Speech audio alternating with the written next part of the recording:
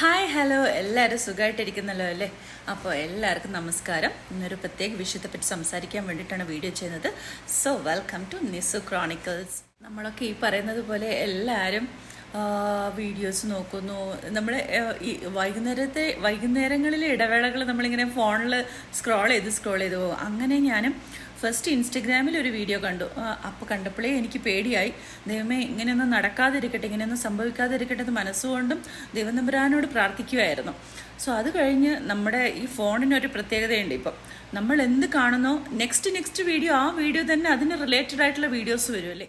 ജപ്പാൻകാരുടെ ബാബ mange, ഒരു 70-കാരി comics graphics novel create ചെയ്യുന്ന ഒരു ജാപ്പനീസ് മാംഗ ആർട്ടിസ്റ്റ് റിയോ തത്സുഗി. മാംഗയുടെ ഒരു പ്രവചനം, ആ പ്രവചനമാണ് ഈ ലോകമെമ്പാടുള്ള ആൾക്കാർ ഇപ്പോൾ ഭീതിയിലോട്ട് ആഴ്ത്തിയേക്കുന്നത്. ആ പ്രവചനം ഇങ്ങനെയായിരുന്നു: ജൂലൈ 5 പുലർച്ചെ സമയം വരെ തിട്ടപ്പെടുത്തി പറഞ്ഞേക്കുവാണ്. 4:18 ലോകം ഭയക്കുന്ന ഒരു ദുരന്തം വരാൻ പോകുന്നു. ബാബ മാംഗെ പറഞ്ഞേക്കുന്നത് തെക്കൻ ജാപ്പനീസിൽ കടൽത്തട്ടിനടിയിൽ കടൽ തിളച്ചു മറിയുന്ന അവർ സ്വപ്നം കണ്ടു. അവർ മുന്നേ കണ്ട പ്രവചനങ്ങളും നടന്നിട്ടുണ്ട്. ഇവിടെ റിയോ തത്സുഗി 2011 സുനാമി വന്നതിനേക്കാളും 3 ഇരട്ടി മടങ്ങ് വലിയ സുനാമി വരാൻ പോകുന്നതാണ് പറഞ്ഞേക്കുന്നത്. ബട്ട് ജാപ്പനീസ് മെട്രോളജി ഇങ്ങനൊരു സുനാമിക്കുള്ള യാതൊരു ശാസ്ത്രീയ തെളിവുകളിൽ നിന്നും മുന്നറിയിപ്പ് അറിയിച്ചിരിക്കുകയാണ്.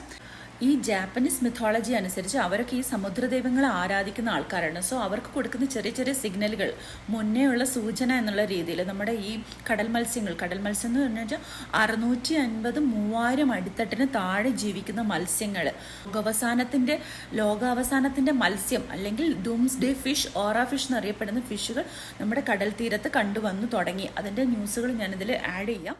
സുനാമി വന്നാലും 3 രാജ്യങ്ങളെ എഫക്റ്റ് ചെയ്യുന്നതാണ് റിയോ തത്സുഗിയുടെ വാദം. ശാസ്ത്രം ജയിക്കുമോ അതോ പ്രവചനം ജയിക്കുമോ നമുക്ക് കണ്ടറിയാം. ഒരു ദുരന്തം ഇങ്ങനെ നമ്മൾ അനുഭവിക്കാൻ നമുക്കൊരു പ്രാപ്തിയുണ്ടോ എന്ന് നമുക്കറിയത്തില്ല. നമുക്ക് ഭൂകമ്പം, സുനാമി, പ്രളയം, ലാസ്റ്റ് ഇതിപ്പോൾ കൊറോണ, അതൊക്കെ കഴിഞ്ഞ് നമ്മൾ തല നിവർന്നൊന്ന് നിൽക്കാൻ പോകുന്നതേ ഉള്ളൂ. അപ്പോൾ അതിനടുത്തൊരു ദുരന്തം വരാതിരിക്കട്ടെ. നമ്മളെല്ലാവരും ജൂലൈയുടെ ഒരു തുടക്കത്തിലോട്ട് കാലെടുത്ത് വെച്ചതേ ഉള്ളൂ. ഒരു ദുരന്ത കഥയും നമ്മൾ കേൾക്കാണ്ടിരിക്കട്ടെ. അതിനുവേണ്ടി എല്ലാവർക്കും നമുക്ക് ദൈവം തമ്പുരാനോട് പ്രാർത്ഥിക്കാം. എല്ലാവർക്കും നല്ലത് വരുത്തട്ടെ. God bless you. സ്വപ്നങ്ങളായി ഇരിക്കട്ടെ. എല്ലാവർക്കും ഒരു നല്ല ദിവസം പ്രാർത്ഥിക്കുന്നു. നല്ല ദിവസം അനുഗ്രഹിക്കട്ടെ ദൈവം. This is from Nisu chronicles. Bye bye.